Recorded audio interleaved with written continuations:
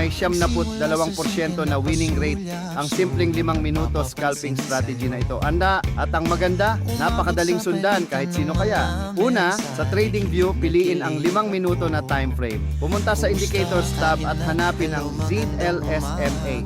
I-add ito sa chart at sa settings. Palitan ng length sa 100 at hanapin ang Chandelier Exit Indicator.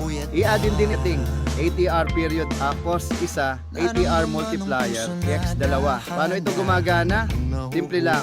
Kung ang presyo ay nasa ibabaw ng ZLSMA yellow line at may lumabas na buy signal sa chart, pumasok sa long position. I-set ang stop loss sa previous low at mag-take profit kapag lumabas ang sell signal. Baliktad naman sa short position. Kapag ang presyo ay nasa ilalim ng ZLSMA yellow line at may lumabas na sell signal, pumasok sa short. I-set ang stop loss sa previous high at mag-take profit kapag lumabas ang buy signal.